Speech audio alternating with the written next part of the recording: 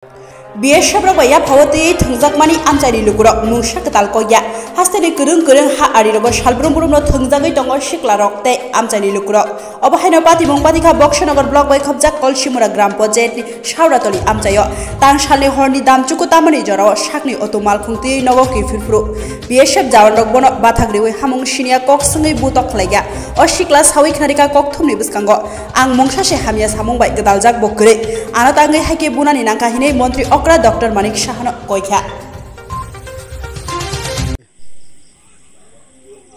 গতকালকে রাত্রে 9টার দিকে আনুমানিক 9টা আমি রোজ 10টা থেকে 11টার সময় গাড়ি চালাই আমি নিজে গাড়ি আছে আমার নিজে গাড়ি চালাই আসি প্রতিদিন তো গতকালকে রাত্রে আনুমানিক 9টার দিকে আমি বাড়িতে আসতেছিলাম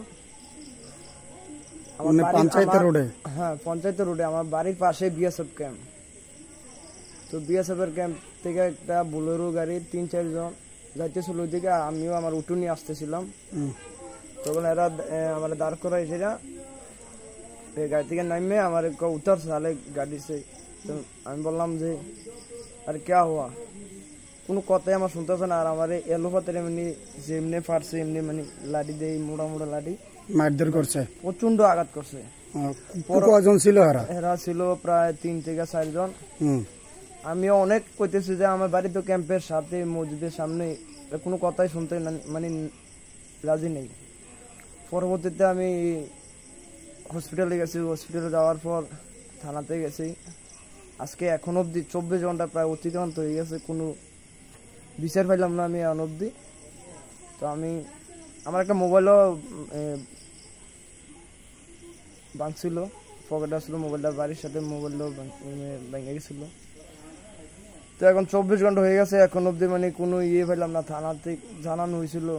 কোনো রেসপন্সে পাইছি না এখন অবধি তো আমি এটার সুষ্ঠু বিচার চাই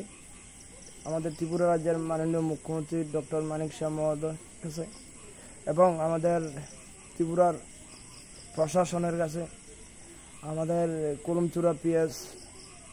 প্রশাসনের কাছে সবার কাছে আমি এটার সুষ্ঠু বিচার চাই প্রতিদিন আমি